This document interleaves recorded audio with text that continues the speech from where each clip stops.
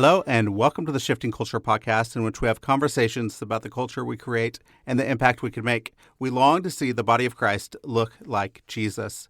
I'm your host, Joshua Johnson. Go to shiftingculturepodcast.com to interact and donate. And don't forget to hit the follow button on your favorite podcast app to be notified when new episodes come out each week. And go leave a rating and review. It's easy, it only takes a second, and it helps us find new listeners to the show.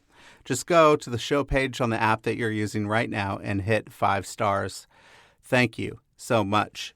Previous guests on the show have included Sarah Billups, Jessica Hooten-Wilson, and Brian Zond. You can go back, listen to those episodes, and more. But today's guest is Karen Swallow Prior. Karen is a reader, writer, and professor.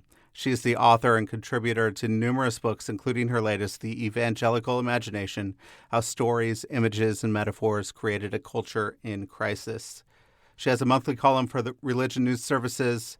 She has a brand new Substack that you should subscribe to called The Priory, and she has appeared at Christianity Today, New York Times, The Atlantic, and many other places.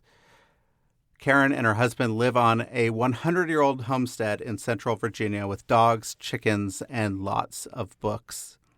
Karen and I have a fantastic conversation around evangelical culture and true Christian faith. We dig into the history of evangelical faith, what myths, stories, and narratives have contributed to the underlying assumptions we have on how the world works, and we talk through how to be faithful to Jesus in the midst of unexamined culture. Join us as we start to unveil the underlying narratives that we follow unaware. Here's my conversation with Karen Swallow Prior. Well, Karen, welcome to the podcast. I'm so excited that you get to join me today, so thank you so much for coming. Thanks for having me. Yeah, I loved your book, The Evangelical Imagination. I've been steeped in a lot of worldview talk and talking about worldview and how do we present a biblical worldview, and that's a difficult concept, because what is a biblical worldview? What parts of the Bible do you take? All those different things. And as we're thinking about imagination, one of the things I think we don't talk enough about in worldview is that a lot of it comes from our subconscious assumptions of how the world works. That there is this social imaginary, this place of imagination in this world that really impacts us, but we don't know it, right? What is it for you? How can you help people realize what is this social imagination? What is this subconscious assumptions that we all carry with us in the evangelical world? No, that's what my book is about. That's what I'm trying to unpack. And I love that you brought up biblical worldview, because it sounds like you and I come from a similar background. I mean, for me, worldview has been everything for my entire adult Christian life. It really influenced the way that I taught in Christian colleges and universities. Is the way I think, actually. And it's just formed me for so long. And yet, to echo James K.A. Smith in a number of his works, Desiring the Kingdom, Imagining the Kingdom, You Are What You Love. I mean, he says worldview isn't enough. And I've been heavily influenced by Smith, and what he talks about in his books is how, in following Augustine, we are desiring creatures before we are thinking creatures. And so, worldview is about taking biblical principles and teaching and applying it to issues and ideas and everything. Yep. But that's a very rational, intellectual process. Don't get me wrong, I love that. That's my love language. But as you already suggested, we are also formed by inherited myths, concepts, stories, narratives, visions for the good life that may not be at the conscious level, that we may not be thinking about, and yet they're shaping the direction of our thoughts, the direction of our lives. They may be unaddressed, unexamined assumptions, and these are part of what Charles Taylor, the philosopher, calls the social imaginary. Yeah. And we all exist in them. And that's what my book is really talking about. Well, so if they all exist and there's this social imaginary and there's this collective imagination that we all have, you mentioned a little bit in your book that it's like fish swimming in water. We don't realize what the water is. That's just the place that the water we swim in. How do we start to step back and start to analyze where our thoughts, our activities, and then our crises, where are they coming from? Where do they stem from? Yeah, I mean, of course, the first step is to even realize that these unexamined assumptions exist, or that we are in the water, that we so much that we don't know we're wet. Another metaphor I use in the book is how, we can think of our faith as a house, and what we see is the flooring and the ceiling and the tiles and the paint and the wallpaper and the decor, but we don't see what's underneath it, the structure that's holding it up, unless we peel back the layers. So we have to be aware that these things exist, and to start asking ourselves, like, well, what is the foundation of this belief, this concept, this vision that I have? But the easiest way really to do this is as human as simply talking to our neighbors and to other people, to other believers and unbelievers. And of course, in a missions context, this is what missionaries are doing all the time, is they're going into other cultures. And when we see not just unbelievers, but we can even see how Christians in other cultures think about things, do things, and then we can suddenly realize, oh, well, I had this assumption that this is how it always goes, or this is how it always looks. And so awareness first, that these things exist, and then intentionality about our own assumptions, and learning about the others, and whether it's someone across the street or someone across the world.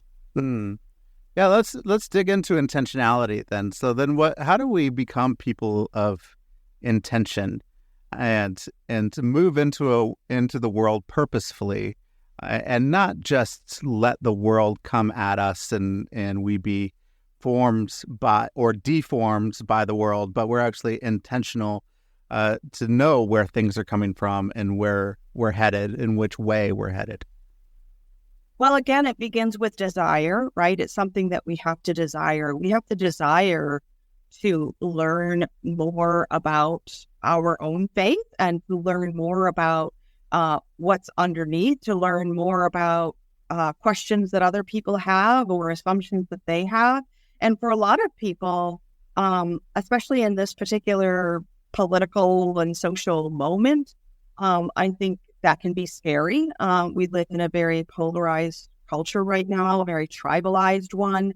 And so even we might have our own sort of natural personalities that are, more prone to this or less prone. But beyond that, we just live in this world where just to ask a question or to raise a point can result in fact and slander. I mean, ask me how I know that. That's my life. But this is part of what it is to live in a social media age. But we have to desire to dig in, to own our faith, to not just assume, or not just, as another metaphor I use in the book, to plagiarize our faith by just sort of accepting what's been given to us and thinking of it as our own, or taking it as our own without really making it our own.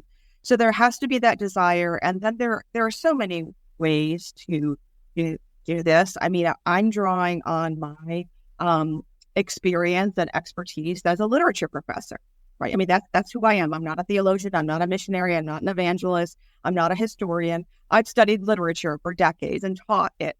And through the study of literature, we see so many cultural assumptions, cultural beliefs, many that look like our own, because I teach 18th and 19th century British literature. So you can't get more imperialist and white and power hungry than that.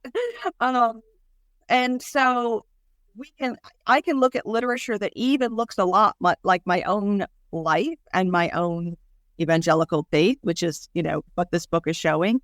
And I can see where, wait a minute, this is being presented as Christian, but really it's just cultural. And so that's, we can do this in all areas of life. I just happen to be drawing upon my own. Yeah. As I was reading through your book, all this Victorian literature that you bring out and go, oh, I see that growing up. I saw that growing up. I saw that growing up. It was all there. It's very much part of the culture, which is very interesting that the evangelical culture really stemmed from this era in Britain. Because we don't want to assume that we have the same definition as we're talking. Can you define what you mean by evangelical and where evangelicalism stemmed from? Yeah, now that's a really important question, because just the word evangelical has become in recent years so controversial and so contested and renounced and rejected or embraced or, whatever.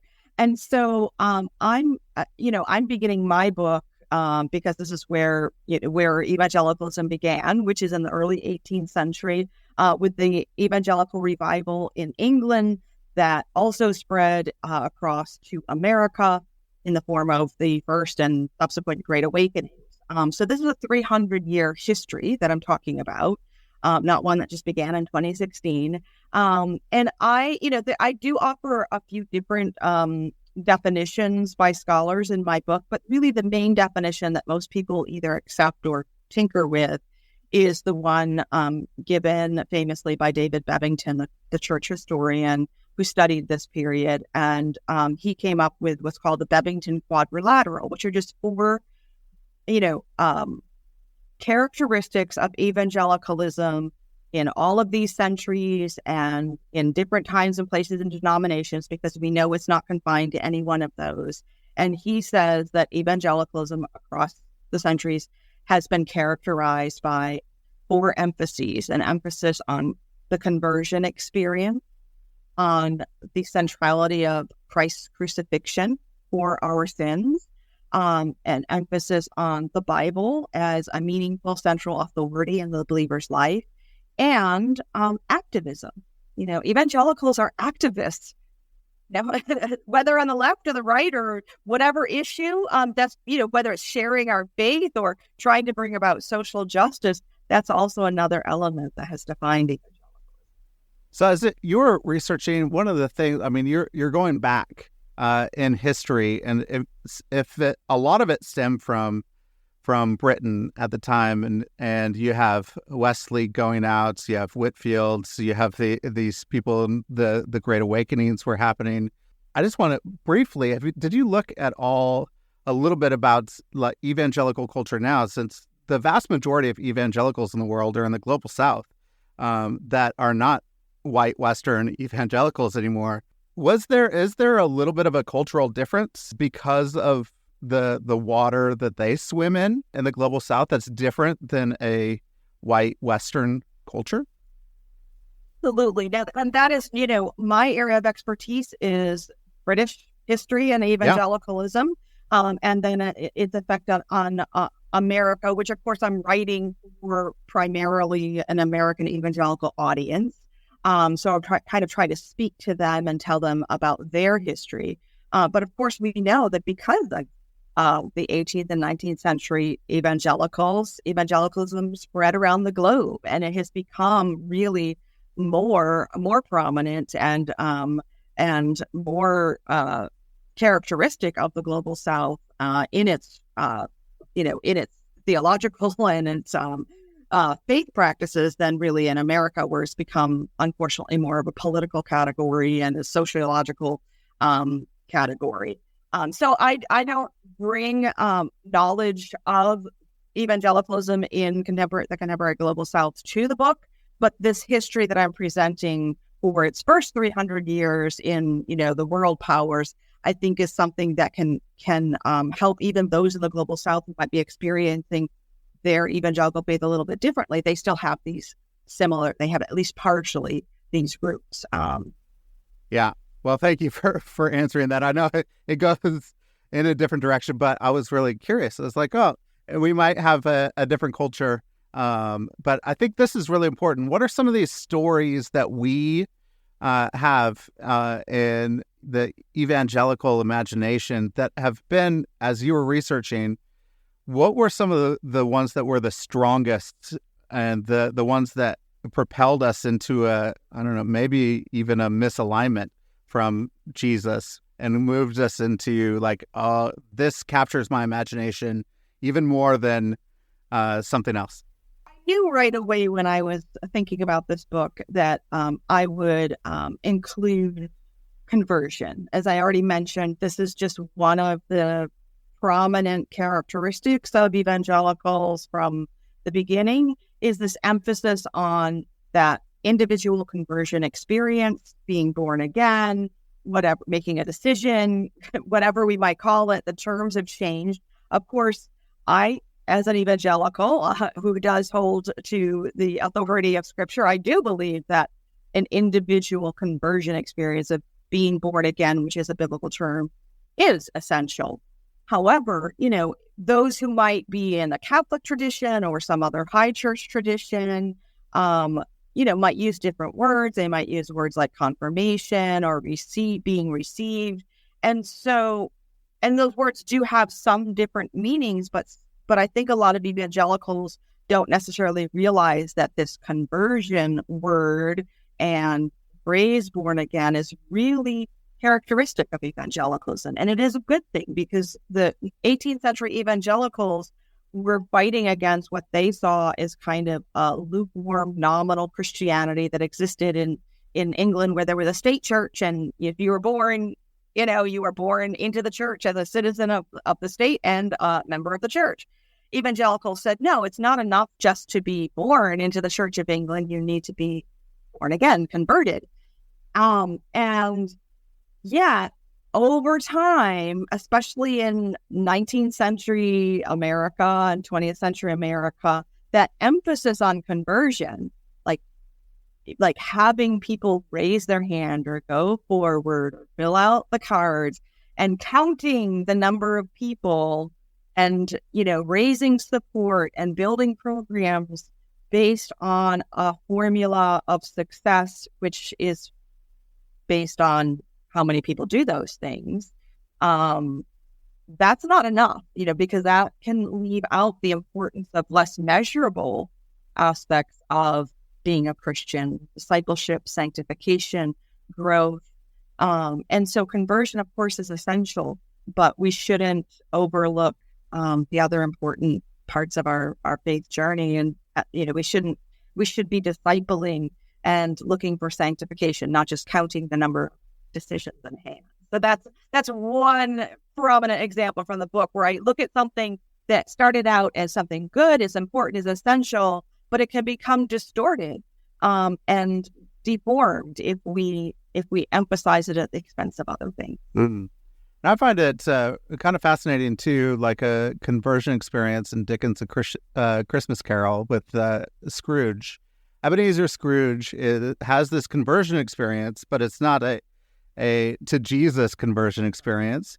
There's a church where I was growing up that had Scrooge the musical every Christmas, and at the end of the musical, then they would give a call to faith, to convert to Christianity, to say follow Jesus after the Scrooge the musical. So.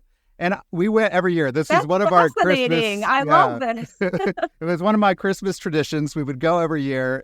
I love the musical. And so I love that story.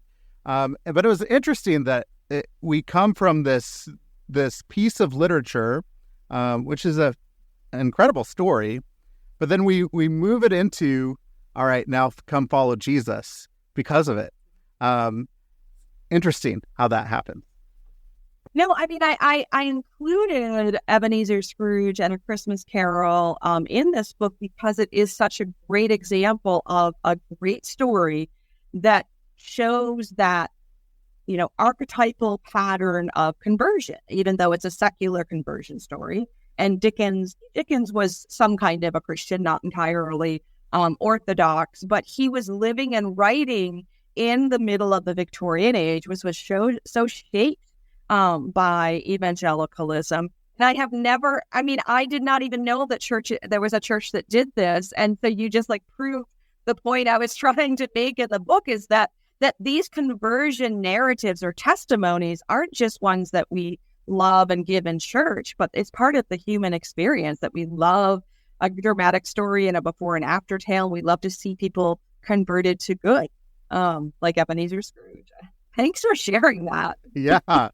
Yeah. And man, I still love it. I'd still want to see a great Scrooge story. Musical. It's such a great story. I love A Christmas Carol.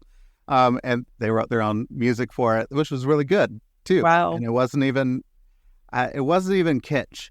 And I know that you go into sentimentality here, the book, and talking about art for the sake of art. You have this quote that says you can't have beauty apart from truth, right? Beauty apart from truth and goodness is mere sentimentality. How do we get to a place where we can have beauty and truth together, and we don't just try to cover up, excuse me being crass, but the denial of shit, which is kitsch, right? That's one definition of kitsch. Like, there is this horrible stuff that's happening, but we deny it, and we just try to put this beautiful facade on.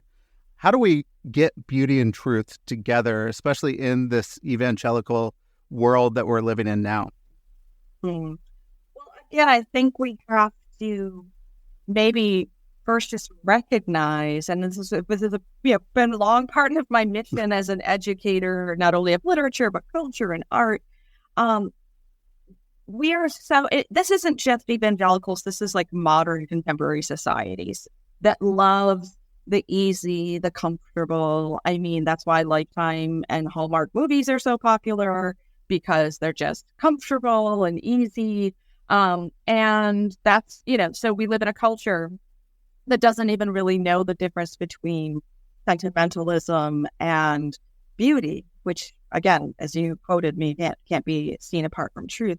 And so in my own life, I've just, I have conversations with people inside the classroom, outside the classroom, and talk about these things. And it really is an educational process, because what's so immediately around us tends to be the sentimental, the cheesy, the kitschy. And if we don't even know what kitsch is, if we don't even know the difference between kitsch and something that is truly beautiful, and we don't know what the cost is or how important that cost is to make something of beauty, we just aren't even aware. I mean, I remember the story. There's several stories in the Bible, but I remember the story of now I can't remember who, but someone like pouring the oil on the ground. I think it's in the Old Testament as a gesture of thanksgiving to the Lord. Which we would just think, oh, that's so wasteful. Like, we just want quantity, not quality. When in fact, just the sacrifice that it takes to create a good work of art, or to play the piano in any, reasonably good way, or take a good photograph, or write a good sentence. All of these things, believe me, require sacrifice and effort. And it's just so easy to take the machine mass-produced a thing that makes us feel good, like the Thomas Kincaid that was produced in a factory by hundreds of people, and presents a cottage that gives us the good feeling of nostalgia of days gone by that never really existed. It's true. Sometimes it takes work. It's easy to get into sentimentality. I mean, when I was in high school, I was like, oh, Thomas Kincaid, I like that. Look at that light. That's kind of cool. I want to look at it. I want to enjoy it. But growing up and actually deepening my connection with truth and with beauty, it took some work, and realizing, oh, it was just sentimentality. There wasn't really a lot of depth there. It didn't really tell me anything or show me anything. So what are some ways for us to be able to walk in that and take a journey and pilgrimage towards realizing what is beauty and good, and with truth connected to it? The reason why I included a chapter on sentimentality in this book is not so much to give a lesson in art criticism, although that might have been a little bit of it, but because because the sentimentalism infects our faith and our worship as well. And so if we need to be aware that when we worship, or we, try to grow in our faith, we need to avoid our natural avoidance of the hard things, and not just worship with songs and formats that make us feel comfortable and make us feel good, but to recognize that there's hardness there and there's sacrifice, and that we sacrifice for others, or we sacrifice our comfort just to face hard things or to make things truer and better. So lots of ways that we can do that. I love what your church did to put on a Christmas carol at Christmas time. We can, we can make the sacrifice to use real musicians instead of canned music. I'm just thinking of a few. And maybe those musicians in our little community church are just good as the professionals recorded on the tape. But we're that's just a very simple example of it, investing in real people and real lives, and helping them improve and serve, rather than having the really neat, polished thing that makes us more comfortable because it's easier. Yeah. As you were talking through accounting conversions and numbers and hands raised, and that this is how we build and grow, and we count these numbers. And, it reminded me of your chapter on empire, of what are we building and what are we growing, and what is the difference between building empire and the culture that has shaped us to do that, and following the way of Jesus. What is empire, and how does that shaped this evangelical world that we live in, and how has it shaped our faith? Yeah, that chapter is probably one of the deepest and darkest in the book. And again, it does connect very directly to the history that I've given of evangelicalism, because evangelicalism reached its peak of influence at the same time that Great Britain was, the ruling empire of the world. And it was said that the sun never set on the British Empire, but, it did. And so we see that the British Empire and evangelicalism grew in strength, power, and influence at the same time. And even though the sun did set on the British Empire, I think some of what formed evangelicalism and evangelicals from that time on was a kind of imperialist, colonialist mindset. So we may not go out and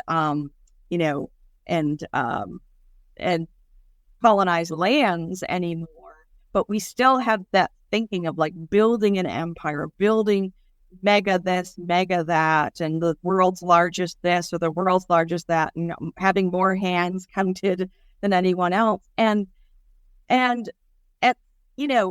nothing with that, nothing wrong with that inherently, until and unless we begin to sacrifice souls for that, and the gospel and truth and love and care.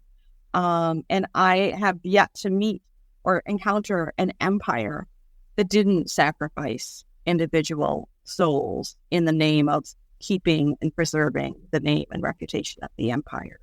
And that's where we get off track.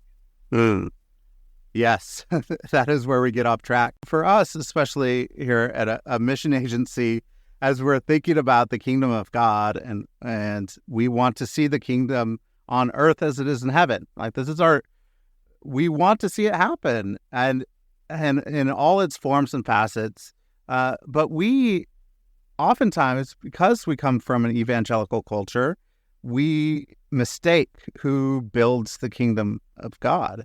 It's not our kingdom. It's God's kingdom that we get to reveal, and we get to facilitate the unveiling of the kingdom and ushering, saying, this is good, this is shalom, this is the place of God's rule and reign, and we can enter into it.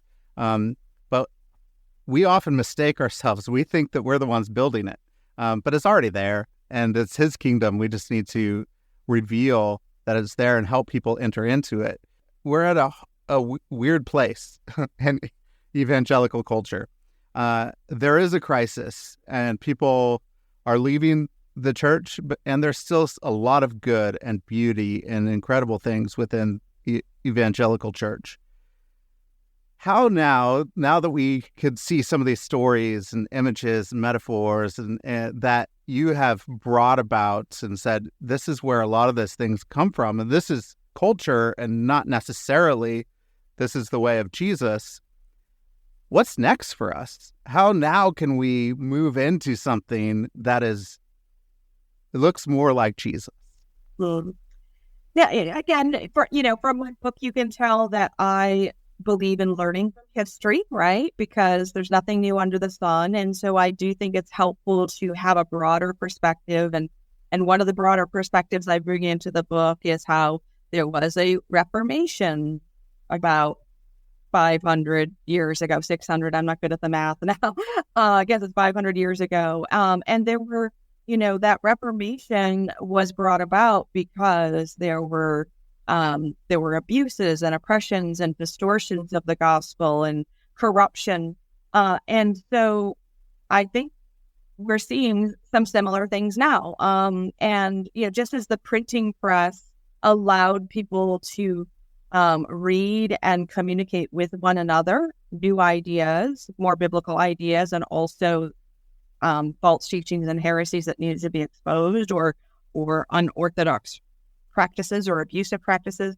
The digital age is allowing a similar thing today. So people are talking, they're communicating, they're seeing abuses that have been covered up are being uncovered. And so I think we're in a moment that the crisis of the subtitle where we're faced with these things. And I think history will tell that there was sort of some sort of turning point in this moment. Maybe another Reformation. I talk about that in the book. But, for whatever reason, in his sovereignty and providence, God has allowed us in this historical moment to be the ones to see this, to face it, to grapple with it. And our call is to be faithful. We have to be faithful. We have to choose whether we will adhere to the culture or the institution or the empire, or cling to Jesus, to eternal truth, to the things that are not of the culture.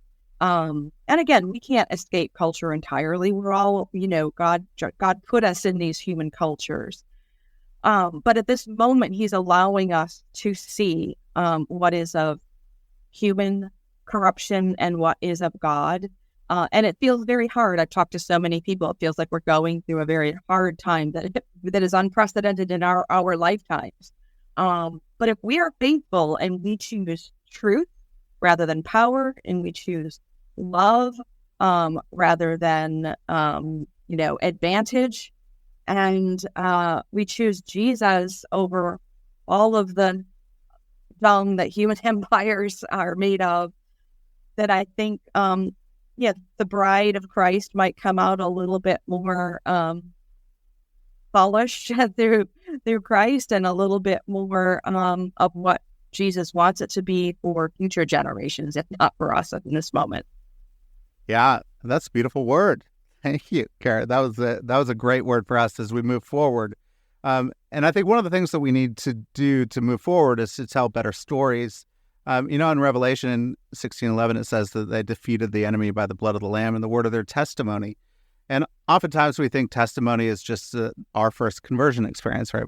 We love conversion in the evangelical world, but we have so many different stories and testimonies of Jesus at work in our lives. How can we start to tell better stories? That is such a good question. And there's, the telling stories is human. And I do, as a very Protestant, I do believe in words and then the word. But I also agree with St. Francis, who said, tell the gospel always, and when necessary, use words, right? We can tell the story through our lives. If we are filled with the Holy Spirit, then we will exhibit the fruit of the Spirit, and that tells a story. We can tell people why, we are in, being supernaturally loving, kind, forbearing, and all those things in situations where our human nature might impel us to do otherwise. we can do good deeds with, and we don't have to leave a tract at the door of our neighbor when we help them out. But if we get to know our neighbors and they know who we are and why we do what we do, then that will speak of Jesus. So it is in the way we live our lives, the way we serve our neighbors and love our neighbors. And then beyond that, there's so many other ways. I mean, we need artists who can produce great works of art that don't cave into the cheapness of sentimentality. And we can support artists that do that. And we can, as I said before, support, the musicians and songsters in our communities who want to use those gifts to serve the church and serve their communities.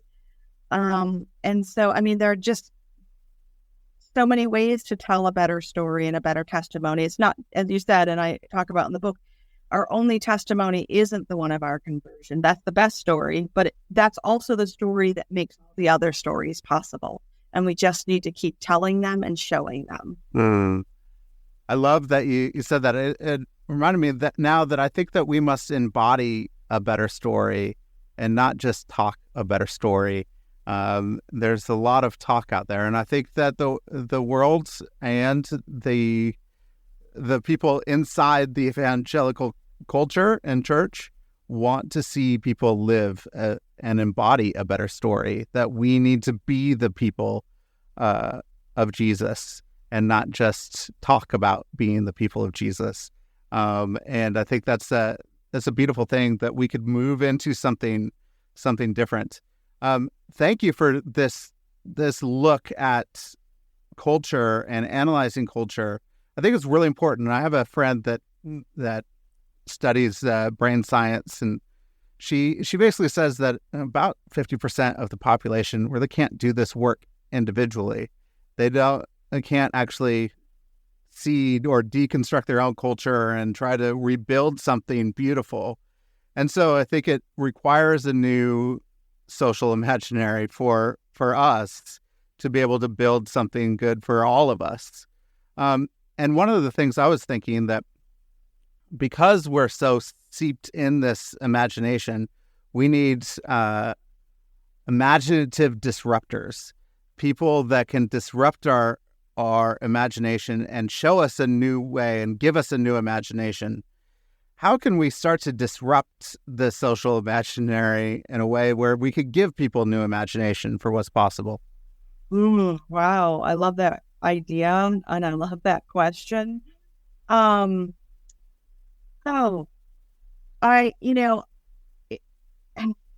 someone who apparently myself tends to go against the grain, without necessarily even trying, I want to encourage people to do that, and not to do, it's not to be rebellious. It's not to be, disruptive in a destructive way, but it is just so easy to fall along the already prefabricated categories, talking points, polarities, and so simply not doing that in public, whether that means, we're talking about political categories or, social issue categories, of showing a new way of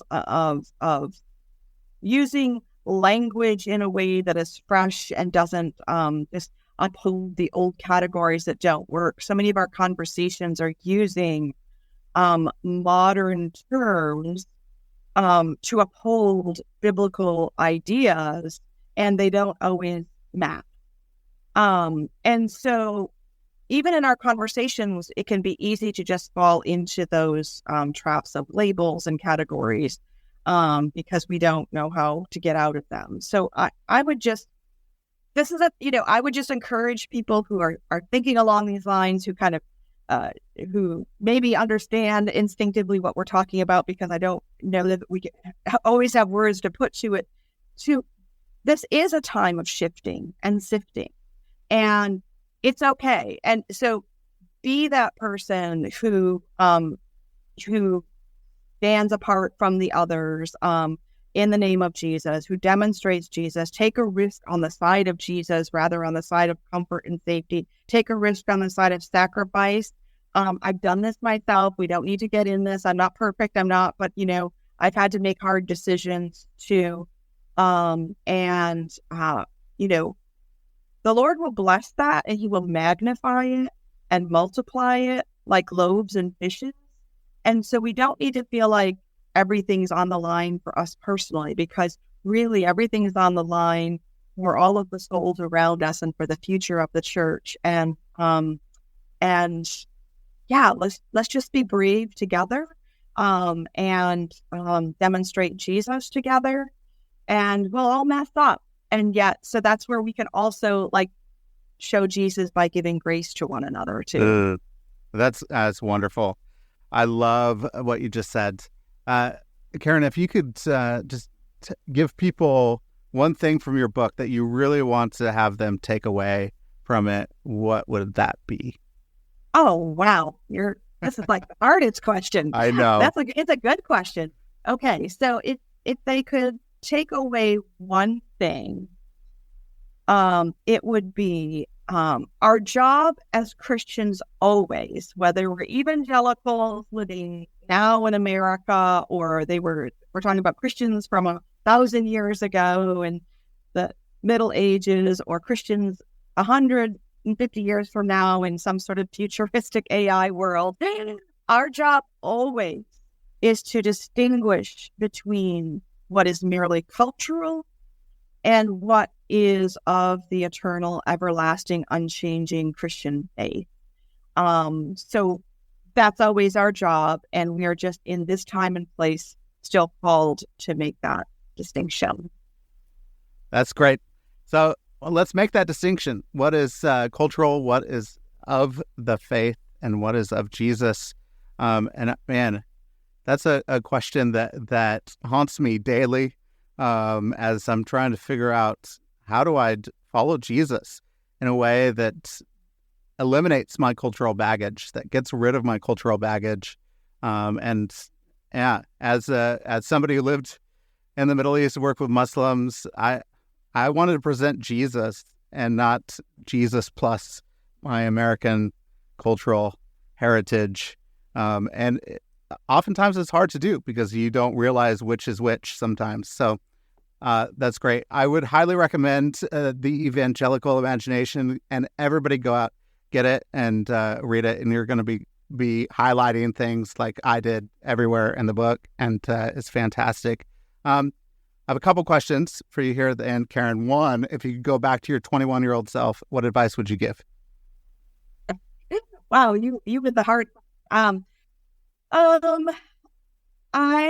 would 21-year-old self.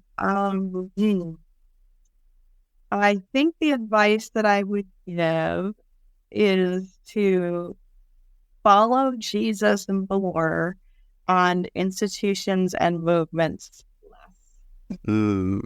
That's good advice. That's really good advice. Anything you have been reading or watching lately you could recommend? I just started The Brothers K, which apparently is a well-loved, highly reputable American novel, and I already love it. So yeah. I just finished a sabbatical. That was one of the books that I got to read on my sabbatical, and I didn't get to it. And so yeah. Well, move it up on the list. I mean, I'm just one I've never gotten to, and it came up recently on my radar again, and I got it, and I am just taken by it. So that's awesome. That's good.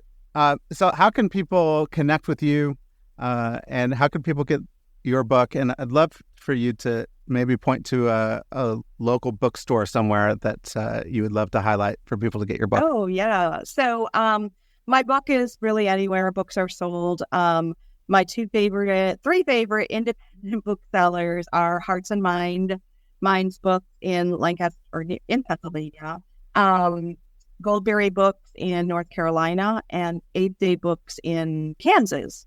So those are three bookstores that I love and would love to support. you can find me on Twitter at Chaos Prior. You can find me on Instagram at Karen Swallow Prior. I have a website that just has the basic stuff, KarenSwallowPrior.com. But where I'd really love for you to find me is besides in my book, is my newest endeavor, which is a Substack newsletter, which is free to subscribe to. It's called The Priory. And Good you name. can get a week. Right with the puns. And you can, get a free email subscription or just find it on the website. And there I am intentionally trying to direct my own life toward more closely toward what is good, true, and beautiful. And I invite you to join me there. Well, yes. And come. I'm already there. I've subscribed to your Substack, The Priory, and I really highly recommend it. Already you have a few of them out now, and fantastic, incredible writing. And I'm excited to go on the journey with you and just to stay with you in the Substack. So I highly recommend that as well. So go to Karen's Substack, The Priory, and subscribe and get her book, The Evangelical Imagination. Karen, thank you for this conversation where we try to figure out what is this culture that we're immersed in, where did it come from, how did the Victorian age really play a big part in the evangelical imagination, and then we're talking a little bit about what does it look like to move forward in this? How do we embody Jesus? How do we embody better stories? And how can we be people that actually could see the difference between the culture and Jesus? So thank you. It was a fantastic conversation. I really enjoyed it. I did too. Thank you.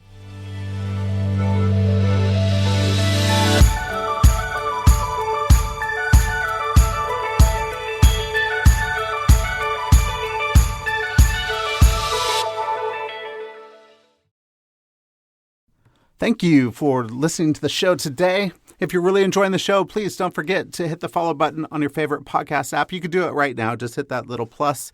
And then I would love it if you would leave a rating and review on Apple Podcasts. So you could go right now to the show and leave a star rating and review and let us know how you are enjoying the show. And find us on Facebook and Instagram. So if you want to connect, interact, I post a lot of quotes and different things that you could actually interact with the episodes and let me know how you are enjoying the show.